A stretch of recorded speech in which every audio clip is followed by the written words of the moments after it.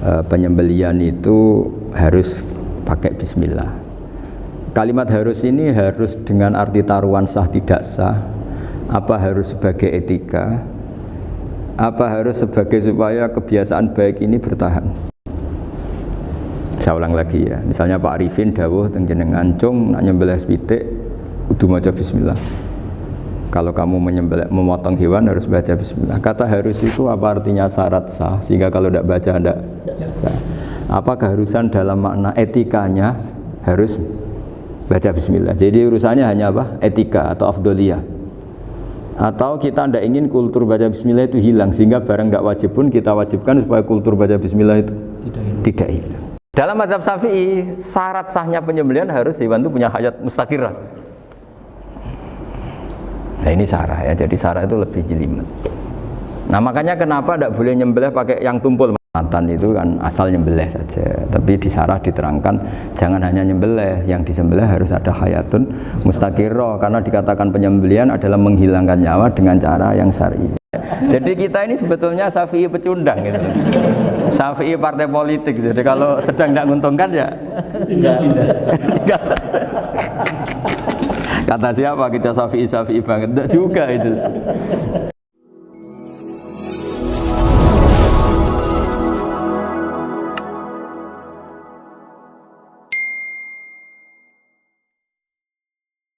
Al-Fatihah. A'udzubillahi minasyaitonir rajim. Bismillahirrahmanirrahim. Na'budu wa nasta'inu ihdinas siratal mustaqim siratal ladzina an'amta 'alaihim ghairil maghdubi 'alaihim waladdallin. Ini ada beberapa kitab yang saya hadiahkan ke, ini istilahnya PSG apa BG apa sama aja? Ya sama aja lah ini, PSG, BG anaknya. Loh yang orang tuanya PSG-nya? Oh.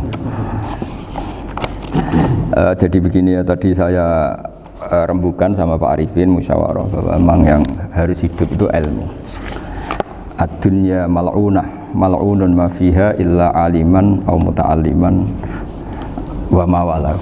Ada yang illa zikrullah wa ma walahu au aliman au muta'alliman. Jadi dunia ini semuanya terlaknat, seluruh isinya dunia ini terlaknat kecuali orang yang alim, kecuali orang yang belajar atau yang dekat-dekat situ. Nah, kenapa terlaknat? Itu ibarat kita orang Indonesia nggak tahu kalau Pak Jokowi itu presiden, itu kan ngawur sekali. Masa orang Indonesia nggak tahu kalau Pak Jokowi presiden? Kita hidup di PSG nggak tahu kalau pendirinya misalnya Pak Kures Habib Ali, nggak tahu kalau ustadznya Pak Arifin, Pak Wafa, itu kan ngawur sekali. Nah, andai kan tidak ada pelajaran, maka kita nggak tahu kalau Tuhan kita Allah, itu kan ngawur sekali. Nempat di buminya, makan rezekinya, kita menikmati fasilitasnya, tapi nggak tahu yang punya. Nah, sehingga di sini kadang orang-orang humanis protes, masa orang-orang kafir yang amal nggak diterima Allah, agama ini kok kayak sadis. Sebetulnya bukan gitu cara pandang. Bagaimana diterima sementara mengamalkan harta yang tidak miliknya. Itu kan ibarat saya punya uang 1 miliar, terus disedekahkan Pak Wafa ke Pak Arifin, terus dia bilang ini dari saya, tolong diterima. Pak Arifin bilang makasih, dunyane mbahmu tak kan gitu kira-kira. Ya jadi itu logika kenapa ngamalnya orang kafir gak diterima, karena nggak ngaku yang punya. Ya. Jadi ibarat saya nempat di sini nginep terus terima kasihnya sama Muntaha, nggak sama Habib Ali. Memangnya dia yang bikin itu. Jadi orang nggak kenal Tuhannya itu buruk sekali, mal'un. Nah, bisa kenal Tuhannya dimulai dari mana? Illa aliman au muta'aliman, yaitu harus proses belajar mengajar. Mau tidak mau. Makanya setiap ilmu, makanya saya tadi rembukan sama Pak Arifin, semuanya harus atas nama ilmu. Ibadah itu nomor 2, akhlak nomor 2, semuanya nomor 1 itu ilmu. Sekali ilmu ini hilang maka semuanya hilang. Makanya di Quran dimulai Iqra bismi rabbikal ladzi khalaq. Termasuk sifat Allah Ta'ala yang awal-awal dikenalkan apa? Iqra wa rabbukal. Ketika Allah mensifati dirinya akram, alladzi 'allama. Orang terbaik, paling akram, paling karim, paling dermawan adalah zat sing 'allama, mengajarkan. Makanya kata Nabi, tidak ada sedekah sebaik kalimah yang ditemukan orang muslim dan kalimah itu kalimah bijak kemudian diajarkan ke muslim yang lain, itu disebut afdhalus shadaqah. Karena ini mengawal Islam. Jadi saya alhamdulillah semenjak kenal jenengan semua, entah berapa kitab saya selalu bawa ke sini supaya hubungan kita ini bil ilmi. Ya, karena hari Syajaratul Ma'arif beberapa kali sudah saya baca, ini tak ijazahi kitab Bajuri ya, sarahnya Fathul Qorib. Ini dikarang oleh Rektor Al-Azhar di eranya, termasuk Syekhul Azhar Imam Bajuri, Imam Bajuri. Di sini saya ingin terangkan Kitabuz Zabaih tentang, ya didengerin saja kalau nggak bawa kitab ini, yang takrib sama sarah, supaya sampean tahu kenapa harus ada sarah. Ya, saya ulang lagi, kenapa harus ada apa? Sarah. Sarah itu penjelas. Karena kelemahannya matan apapun sempurnanya, saya ulang lagi, kelemahannya matan apapun sempurnanya itu pasti ya nggak sempurna, namanya manusia. Dan tidak sempurna ini menjadikan kadang salah paham, sehingga mau tidak mau harus ada apa? Sarah. Jadi misalnya begini ya, di matan misalnya diterangkan zaman matan, penyembelian itu harus pakai bismillah. Kalimat harus ini harus dengan arti taruhan sah tidak sah, apa harus sebagai etika, apa harus sebagai supaya kebiasaan baik ini bertahan. Saya ulang lagi ya, misalnya Pak Arifin dawuh teng jenengan cung nak nyembelih pitik kudu maca bismillah. Kalau kamu memotong hewan harus baca bismillah. Kata harus itu apa artinya? Syarat sah, sehingga kalau tidak baca tidak sah. Apa keharusan dalam makna etikanya harus baca bismillah. Jadi urusannya hanya apa? Etika atau afdoliyah. Atau kita tidak ingin kultur baca bismillah itu hilang, sehingga barang tidak wajib pun kita wajibkan supaya kultur baca bismillah itu tidak hilang. Nah, Imam Syafi'i itu milih yang tidak wajib, itu hanya urusan etika. Sehingga zabihatul muslim meskipun nggak baca bismillah, baik secara sengaja maupun lupa, tetap halal ya, tetap sah, tetap halal. Tapi beberapa ulama mengatakan baca bismillah itu wajib dan menjadi syarat sah. Ya kira-kira karena pamit tadi, yang beri nyawa itu Allah, kok apa yang menghilangkan nggak pamit, sudah menghilangkan nyawanya ayam dimakan lagi. Oh itu selingkuhannya kan mesti marah itu. Selingkuhannya, pacarnya, anaknya, cucunya itu kan marah itu. Tapi kalau pamit yang punya kan enggak. Coba kalau ayam cantik yang pas kamu sembelih itu lanangannya kan mangkel itu. Kalau kebetulan sudah tua kan karep-karepmu kan gitu. Jadi apa? Itu yang tahu sarah. Saya ulang lagi, yang tahu sarah, karena ini sudah jelimet. Sudah jelimet. Sehingga enggak ada kitab matan yang induk kecuali disarain. Dulu ada kitab namanya Takrib, karangannya Abi Suja. Terus disarai kecil sekali oleh Fathul Qorib, ya, oleh Ibnul Qasim Al-Huzi itu. Terus disarai lagi oleh Bajuri. Jadi Bajuri itu sudah sarhun ala sarhin, warifin ya, sudah sarhun ala sarhin, bukan sarhun ala matnin tapi sarhun ala sarhin. Nah, kenapa? Memang kita butuh itu. Saya ulang lagi, kita butuh itu. Nah, kenapa butuh? Ya karena mau tidak mau. Saya ulang lagi, mau tidak mau. Karena matan itu seperti itu. Misalnya matan cerita, yang dikatakan menyembelih itu apa? Ya nyembelih itu ya nyembelih itu memotong hewan. Terus motongnya dari mana? Kalau kamu motong hewan dari mana coba? Dari belakang atau dari depan? Dari mana? Depan misalnya. Pertanyaannya, ketika dari depan itu paling penting terpotong al-hulkum wal mari misalnya. Yang satu majrur to'am, yang satu majrur ruh, kayak gitu, majrur nafas. Tapi andekan dari belakang gimana? Tapi tetap terpotong. Mulai ribet kan? Kalau kubu sebelah kan enak, pokoknya nggak sunah Rasul seperti itu, nggak mau debat. Tapi kita tidak, cara berpikir tidak gitu. Ini kan status hukumnya halal apa haram ketika ada orang motong hewan dari belakang.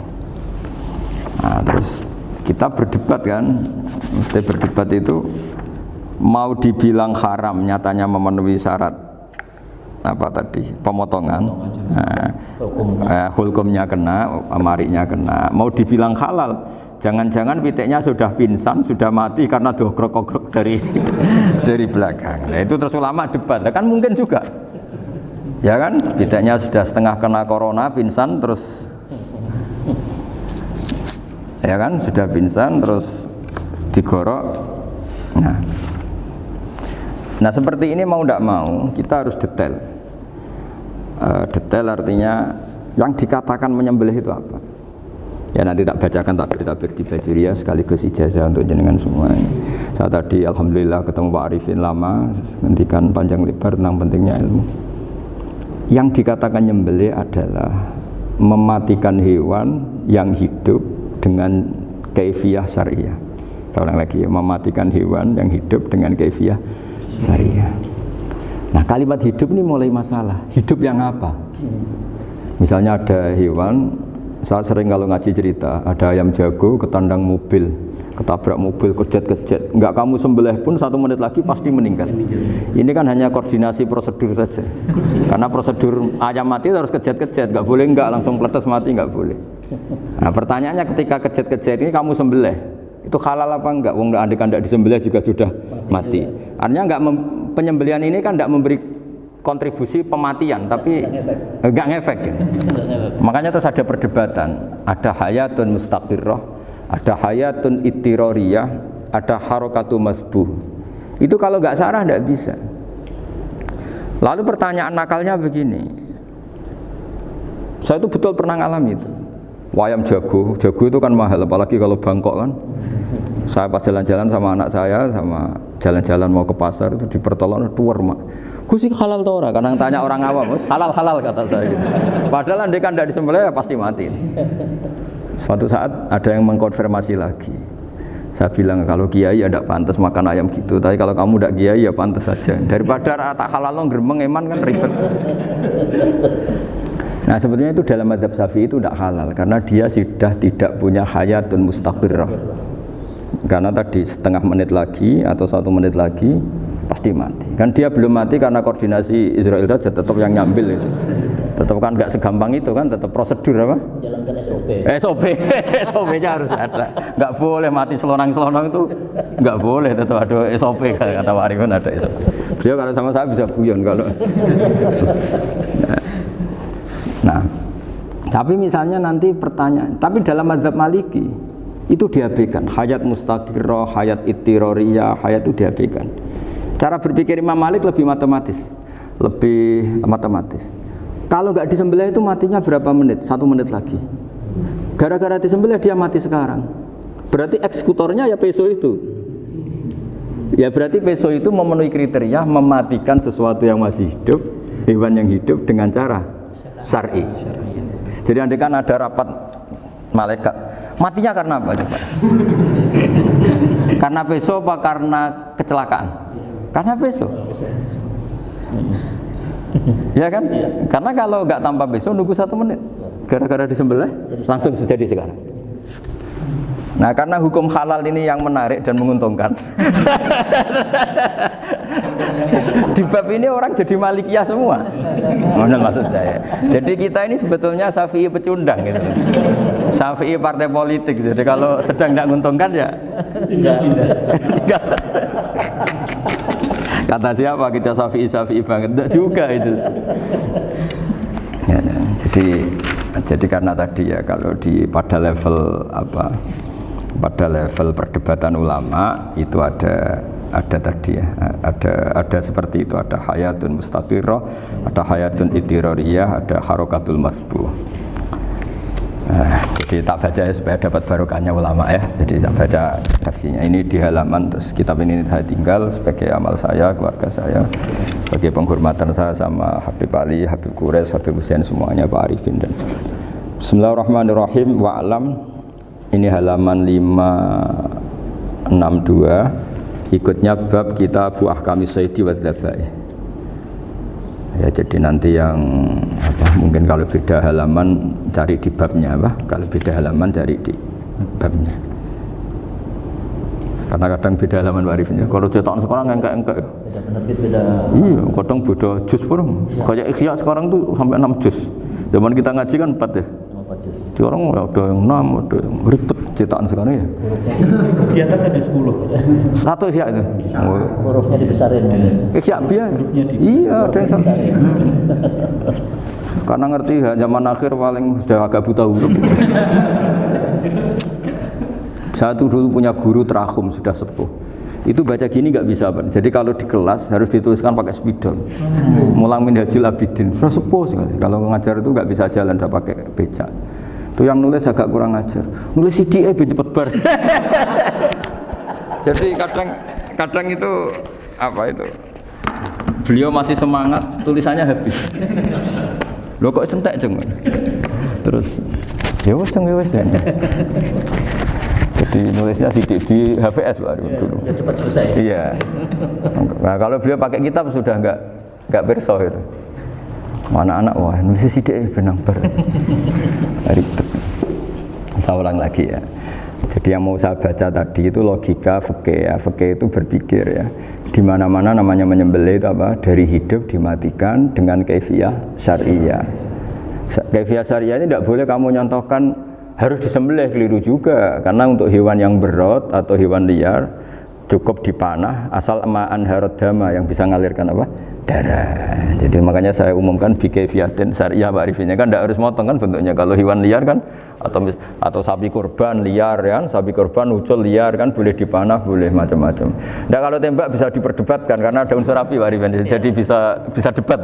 Meskipun ada yang bilang boleh tapi bisa debat lagi kan? Karena ada unsur apa? Api Pak Arifin. Ya. Tapi ini saya cerita umumnya bikaifiyatin syariah. Nah, karena kalimat hewan hidup, ada kalimat hidup. Hidup yang apa? Kan pertanyaannya hidup yang sudah kejet-kejet, misalnya sudah koma, udah kena corona, disentak istrinya itu. Apalagi ayamnya menyaksikan pasangannya diselingkuhi, wah itu sudah stroke itu dia. Itu. Nah itu makanya kalau orang suka macam-macam itu kayak ayam, makanya itu. Saya baca ya. Bismillahirrahmanirrahim. Wa'lam annahu yujadu fi ibaratihim hayatun mustaqirrah, hayatun mustamirrah, harakatu madhbuh. Wa yuqalu aisyu madhbuhin. Wal farqu bainaha annal hayata al mustaqirrah yakunu ma'aha ibsarun bi ikhtiyarin wa nutqun bi ikhtiyarin wa harakatun ikhtiyariyah. Wal hayat al mustamirah ya allati tastamiru ila khurujir ruh minal jasad. Wa harakatul madhbuh ya allati la yabqa ma'aha ibsarun bi ikhtiyarin wala nutqun bi ikhtiyarin wala harakatu ikhtiyariyah. Bal yakun maha ibsar wa nutqun wa harakatun ittirariyah ini. Wa ba'duhum farraqa bainahuma. Sampai saat terus ini. Jadi ini perbedaan-perbedaan pandangan ulama. Nah, Imam Malik itu mengabaikan semua istilah itu. Sing penting pas mbok sembelih iku kecelok urip, cara wong Jawa iku kecelok urip. Cek hayat mustaqirrah, cek ittirariyah, cek harakatu madhbuh, pokoknya kecelok urip. Ane kecelok urip bisa dibilang masih hidup. Karena kalau bisa dibilang masih hidup, kamu sembelih, tetap nanti rapat malaikat kira-kira gitu. Ini matinya karena apa? Karena kecelakaan. Oh, kalau kecelakaan 1 menit lagi matinya dong. Tapi kan matinya sekarang ya karena disembelih. Nah tadi saya bilang sebenarnya mazhab Syafi'i itu tidak seperti itu. Karena Imam Malik menghalalkan, biasanya penggemarnya lebih banyak. Di bab bongso halal itu kan penggemarnya masih banyak. Tapi ya sudahlah, itu masih ahli sunnah karena salah satu dari mazhab 4. Tapi logikanya juga masuk. Jadi kita bukan sekedar taklid ke Imam Malik, tapi kalau kita ikhtiyat ikut Imam Syafi'i ya monggo, karena mungkin secara medis karena mengalami seperti itu mungkin tingkat kesehatannya apanya sudah ya sudah lah, yang penting makanya terus orang Jawa pinter, nak PTE jago ya halal, nak cilik enggak lah. Itu kan ibarat perdebatan antara kepiting sama yuyu. Yang menghalalkan kepiting itu mengharamkan yuyu, tahu yuyu yang kecil di sawah ya. Tak tanya, kenapa yuyu halal? Karena amfibi Gus, bisa hidup di dua alam. Memangnya kepiting enggak? Oh beda. Ternyata beda maksudnya. Eman Gus kalau haram. Eman kan, kalau yuyu haram kan enggak ngefek kan? Kecil. Ini mufti kok. Oh udah kadang halal, udah kadang makan selama ini. Iya selama ini udah kadang makan itu.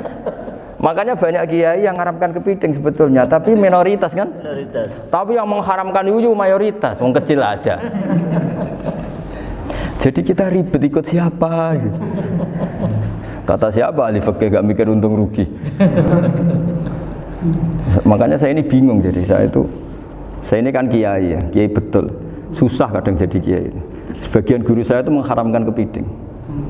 Nah kalau kayak dolan di daerah Juwono, Mas Nafis, daerah itu, penghormatan tertinggi santri itu kalau nyugoi kiainya kepiting, karena itu makanan termahal. Bingung kan dia? Mau tidak makan itu kayaknya dipersiapkan betul Pak Arifin. Udah ada effort ya. Warna nyari yang mahal kan. Mau makan itu sebagian guru kita mengharamkan. Akhirnya ya ada darurat tadi. Makan sekadarnya. Kalau saya habis 3 pasti israf. Kalau habis 1 prosedur hormat yang nyugui. Itu susahnya jadi kiai. Kalau kamu kan tidak kiai, mumpung gratis. Enaknya gak jadi kiai kan itu Mas. Pertimbangannya mumpung gratis. Sudah gitu masih mun dibutuh mawon, makai dibutuh mawon. Oh, digawa tenan. Tapi sebetulnya ada sisi naif dari yang bilang halal tadi. Ketika yang bilang naif itu versinya, tapi ya nggak apa-apa, semoga dimaafkan Allah. Naifnya tadi, tapi saya tidak tapi itu masalah khilafiyah ya. Semoga yang mengatakan halal juga benar, karena punya perhitungan iman tadi. Tapi yang bilang halal itu tak tanya, Yuyu itu halal apa haram? Lucunya jawab haram semua. Yuyu bahasa Indonesia nggak ada kayaknya. Nggak tahu juga saya apa. Yang penting paham tapi Yuyu, yang kecil itu. Itu kalau diharamkan nggak ada yang protes ya? Nggak ada. Tapi kalau kepiting? Ini pakai model apa? Coba Pak Wafa, kalau alasannya amfibi, Yuyu sama kepiting sama enggak? Kalau alasannya amfibi, hidup di 2 alam. Sama-sama. Sama-sama. Kenapa kepiting jadi halal? Besar. Lebih bernilai yang ini juga mufti model baru. Mungkin muftinya menghalalkan itu. Iya makanya itu. Kan jadi kayak tadi ayam jago tadi orangnya tak tanya akhirnya. Andekan yang kecelakaan tuh ayam kecil. Kamu tanya saya enggak? Ya enggak, terus langsung tak buang. Kan langsung dibuang. Berhubung ayam besar. Eman kan. Tapi nurani aja sebetulnya protes. Nyembelih wis klekek-klekek. Kadang kan wis apa kejet-kejet itu sudah tunggu SOP jawaban. Ya tapi apapun itu ini ilmu harus didengar ya supaya sampean tahu ya, ada hayat mustaqirrah, ada hayat mustamirrah, ada hayat ittirariyah, paling enggak kita ngerti lah.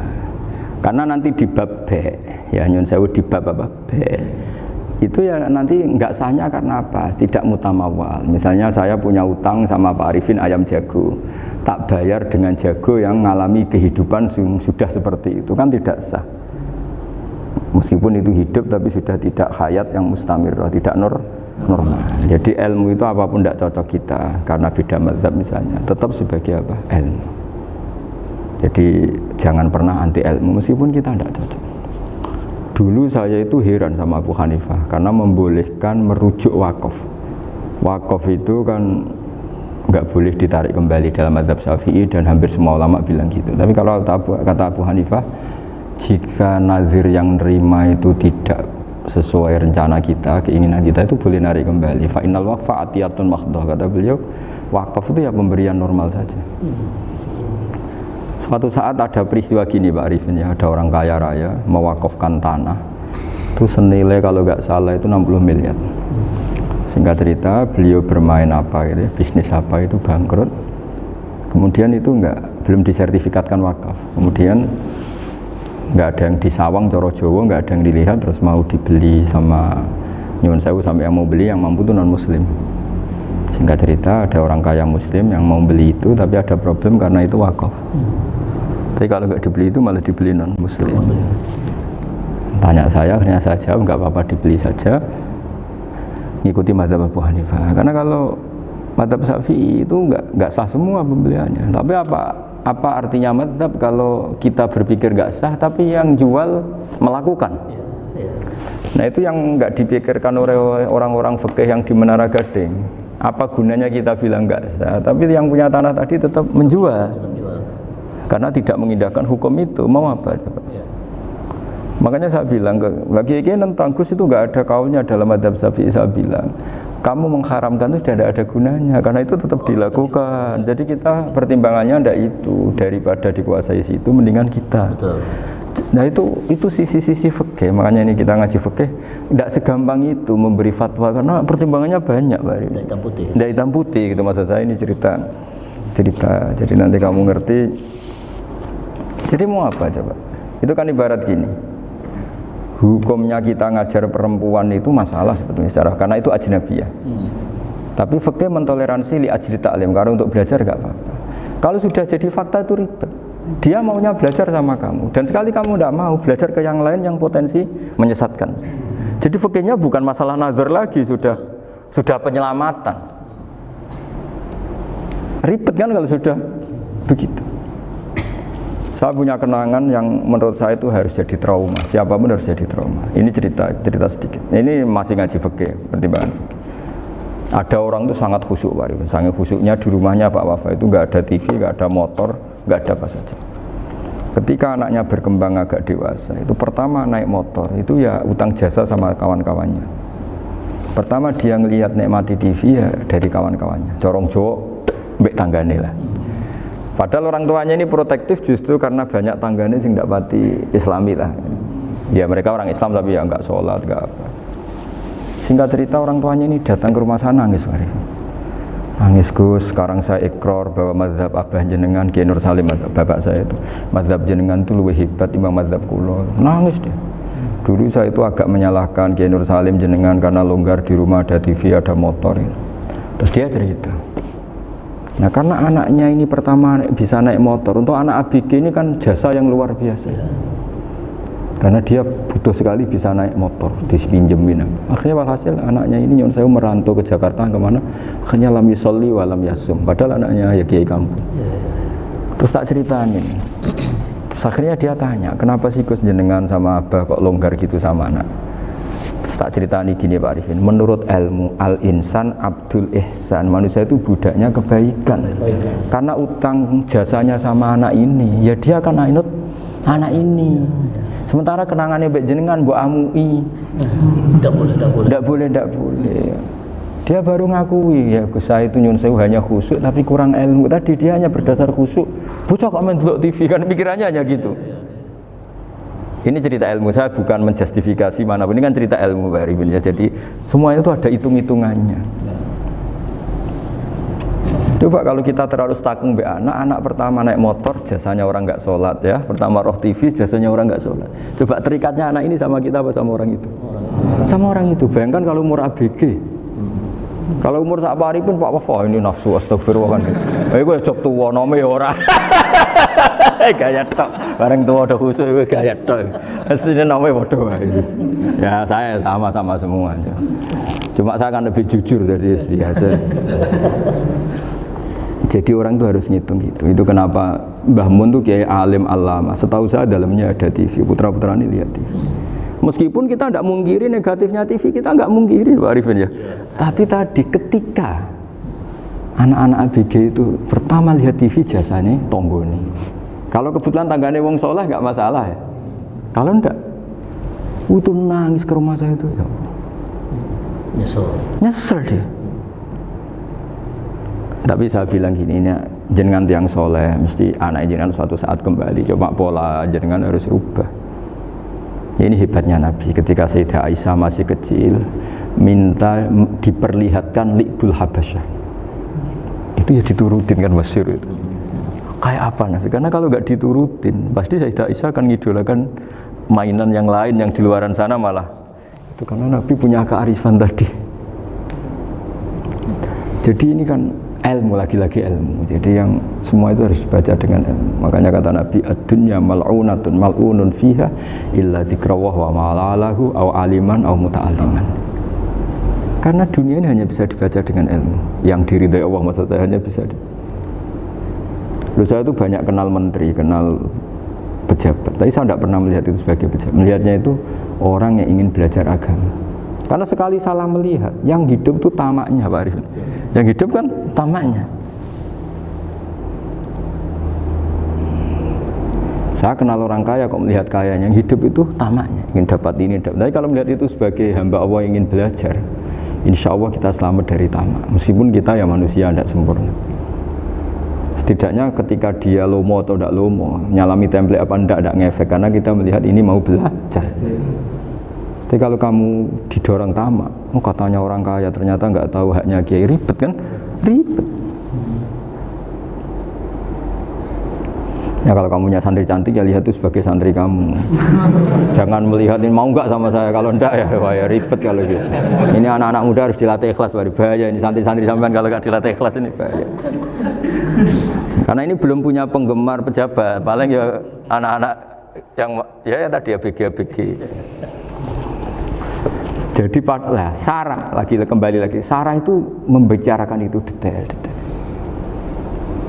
Jadi ya makanya kenapa orang mati yang lahir langsung meninggal itu nggak wajib disolati. Alasannya di fikih ya lucu, karena dikatakan sholat mayit di mana-mana mayit itu sabakohu hayatun.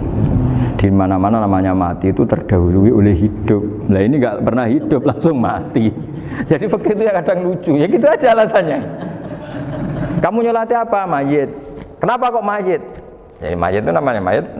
Orang mati. Orang mati. Orang mati artinya pernah hidup. Nah itu Sarah. Jadi ketika matan hanya cerita wasiktu alladzi lam yastahila, enggak pernah nangis, lam yusalla alaih. Sarah bilang mergo ora tau urip. Kalau enggak pernah hidup berarti enggak bisa dikatakan mati. Kayak sampean miskin itu kan enggak bisa dikatakan bangkrut. ya miskin aja gitu loh. Kan gitu ya. Karena nggak pernah kaya. Kayak Mas Nafis nggak bisa dikatakan, oh itu Qur'annya lupa gimana? Nggak pernah hafal. Jadi yang dikatakan lupa itu pernah hafal. Nggak lupa nggak apa, Gus Qur'annya lupa, gaya nggak pernah hafal kok bilang apa? Lupa gitu. Nggak boleh Pak Wafa bilang saya ini bangkrut apa? Nggak pernah kaya kok bangkrut. Jadi semua itu ada aturannya itu. Nah itu Sarah, lagi-lagi Sarah. Jadi bahkan banyak yang syarhun ala syarhin. Jadi kayak kitab takrib itu disarai Fathul Qorib. Jadi Fathul Qorib itu sudah Sarah. Disarai lagi Bajuri. Nah, itu termasuk cerita itu ya. Cerita-cerita. Kalau baca Bismillahirrahmanirrahim. Ya, wa yakunu qad umma dzukira daf'atan wahidatan la fi daf'ataini islam tujad al hayat al mustaqira inda daf'ati saniyah amma idza wujidat al hayat al mustaqira daf'at saniyah fayakhilu al masbuhu aidan fasartu wujudul hayat al mustaqira fi ibtida'il wati akhir marrah wa makharu dzalika inda tulil fasli wa illa fala rafa'a sikina wa ada fawran aw alqaha liqaniya kalatan wa akhadha ghayraha fawran aw saqatat minhu wa akhadha ghayraha halan aw qallaba wa qata'a biyama bagi hal al masbuh. Jadi ini masalah Sarah. Sarah itu sudah detail. Misalnya gini, kamu motong ayam. Motong ayam harus sekaligus sret jadi. Jangan sampai nyuwun sewu 2 kali. Jangan-jangan misalnya gini, ayam tak potong pas ke kiri separuh. Ya, ke kiri separuh apa hulkumnya. Pak Arifin datang, Assalamualaikum Gus Pak, waalaikumsalam, terus santai jagungan dulu. Jagungan sampai besoknya itu enggak meneruskan.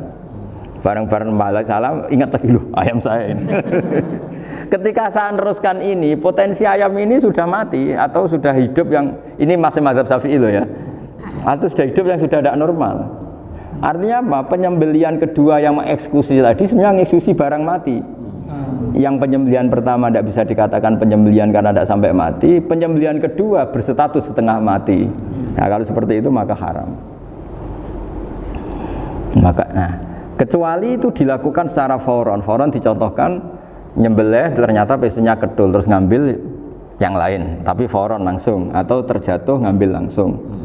Ya itu boleh karena ditoleransi. Tapi kalau kalam ajnabi kata tadi mohon Pak Arifin. Seperti Pak Arifin sih alhamdulillah sih. Jaminan mau rawuh. Dari ayamnya asem mana. Ini harus sebar. Ini orang ngawur betul. Jadi, lah itu Sarah. Bicara sampai detail itu Sarah. Jadi ada sekian kemungkinan. Jadi termasuk yang diandaikan apa? Nah, hayat mustaqirah itu batasnya yakunu maha ibsorun bi ikhtiyarin wa nutkun bi ikhtiyarin wa harakatun ikhtiyariyah. Hayat mustaqirah itu kalau dia betok-betok itu ya karena karepnya. Maksudnya gini, gamane cara roh pitik wedok engkek ya cek karepe dhewe. cara dia melihat peso itu karepe ya masih lari. Jadi misalnya ada ayam kita sembelih baru luka sedikit, belum sampai andekan dibiarin ya mungkin suatu saat sembuh, luka. Terus melihat kamu lari ketakutan karena kamu dianggap gladiator, killer lah. Lah itu berarti punya hayat mustaqirah. Tapi sudah kalau kamu sembelih karek ngeriwit, roh kowe wis ra wedi. Ya kan? Mau demo ya sudah enggak berkutik, ya dia berarti tidak punya hayat mustaqirah gitu.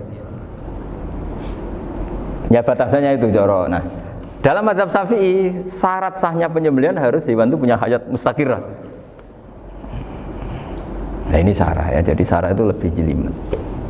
Nah makanya kenapa tidak boleh nyembelih pakai yang tumpul Mas Nafis? Takutnya ayamnya itu ngalami dohtoh, atau kok ditekek.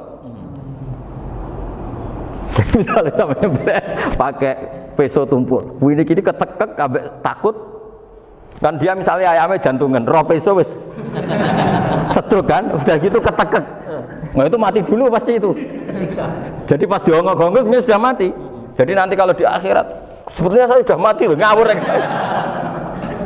Wah apalagi nganggo keris naga sosro, wah itu sudah gereng sakti kan, diginikin tok sudah mati kan. Makanya bahaya nyembelih pakai keris-keris sakti karena sebelum terpotong sudah mati saking saktinya apa? Keris itu misalnya gitu. Baru nempel. Makanya nanti suatu saat ada pertanyaan ini, boleh enggak nyembelih ayam orang yang rainya itu sangar? Wah itu haram, kena. Oh itu mesti mati dulu. Kumisen tatonan apa? Ya bodoh. Iya kayak algojo. Ayamnya jenis apa? Stroke ya? Jenis penakut. Pas mau disembelih gitu tidak mati. Jadi hati-hati ya nyembelih ayam. Jadi kalau orang kampung Pak Arifin ya, orang kampung mudin kampung. Mungkin kalau orang kota sudah nyuwun sewu enggak peduli. Kalau orang kampung itu apa itu Pak Arifin? Kalau nyembelih jago itu sampai apa itu? Ilatnya dikeluarin dulu. Oh iya. Apa ya?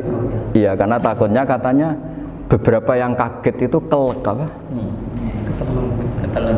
Iya ketelan ya. Ketelan. Itu ya ada kearifan gitu, tapi ya terlalu ya menyiksa ayam. Tapi memang potensi katanya Pak Arif. Katanya yang ahli-ahli itu ya. Jadi kalau dia jago ya mau disembelih, saking takutnya itu. Kalau orang Jawa kalau takut kan yang ngelek idu ya. Itu orang Jawa loh ya. Itu kalau orang takut kan kadang apa kayak. Nah ayam itu nak ketakut. Kadang ininya terus apa? Lidahnya masuk. Akhirnya pas disembelih ini nggak kena. Nah, makanya terus banyak mudin yang punya ikhtiar tadi. Pernah lihat Bapak yang ayam jago itu? Ilatnya dikeluarin. Ya, itu ya tidak wajib, cuma tidak bisa kita salahkan. Tapi kata penyembelih yang lain tak tanya eksekutor yang lain, pokoknya rodok dipenek Gus. Iku wis ra iso. Saya belum pernah nyembelih ayam karena ini kan selain nggak profesi saya juga nggak mentolonan saya. Tapi ini beberapa kefiah ya, yang penting kita tahu ilmunya. Yang paling pokok itu qatul khulqum wal mari. Ya kira-kira dalan sing digo nafas sama digo makanan tadi. Ya tapi itu tadi caranya semua itu harus mengalami atau masih punya hayatun mustaqirah. Nah, takutnya dalam konteks nyembelih yang apa tadi? Saya bilang separuh tadi. Itu jamnya normal enggak? Itu sudah jam 11 ini? Jam 10. Cepetan dikit.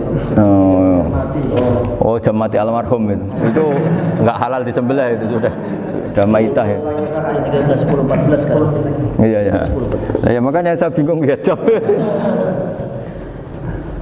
Ya jadi itu Pak Wafa ya, pentingnya sarah itu seperti itu. Matan itu kan asal nyembelih saja, tapi di sarah diterangkan jangan hanya nyembelih, yang disembelih harus ada hayatun mustaqirah, karena dikatakan penyembelihan adalah menghilangkan nyawa dengan cara yang syar'i. Nah, kalau nyawanya saja sudah hilang bukan nyembelih gitu.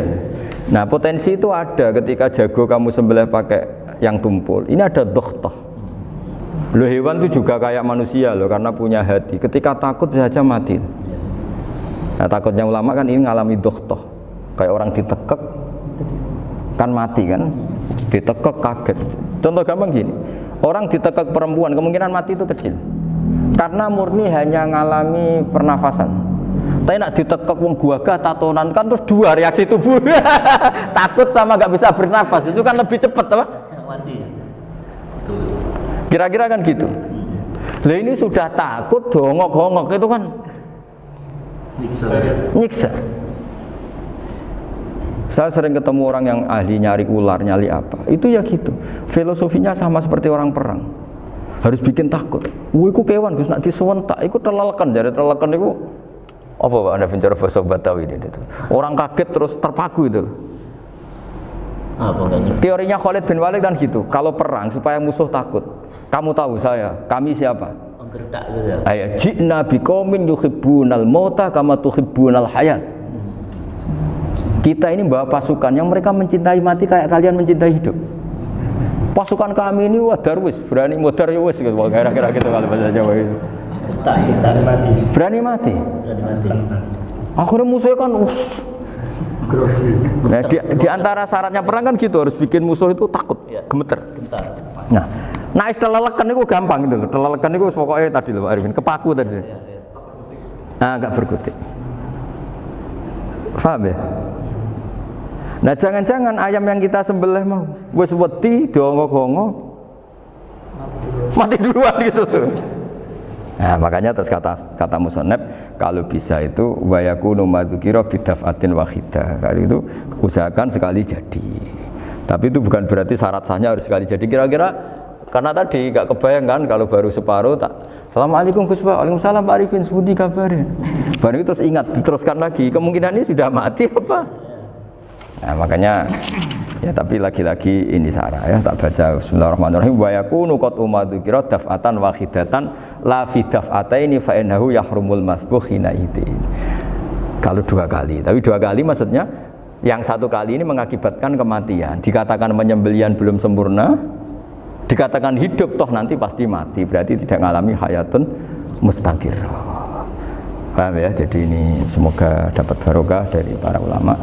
Jadi saya mohon nanti Pak Wafa, Pak Muntaha, teman-teman jangan hanya baca matan ya, pada level alim itu harus baca syarah karena matan itu nyuwun sewu tidak cukup untuk menjawab sekian kemungkinan. Nah syarah itu sono fardul masalah. Ya Pak Arifin ya mengandaikan masalah meskipun belum terjadi ya pengandaian sehingga nanti kalau terjadi kalau militer itu apa? A, B ya? Alternatif gimana? Kalau strategi itu kalau ada sekian A, B, C. Kalau A gagal, B sudah siap. Oh militer. Jadi kalau masuk surga pintu satu nggak bisa? Itu kedua. Lewat teras Gus. Ini sembrono. Bagi Al-Fatihah. Bismillahirrahmanirrahim. Shiratal mustaqim shiratal ladzina an'amta 'alaihim ghairil maghdubi 'alaihim waladdallin. Pun guys, barokah.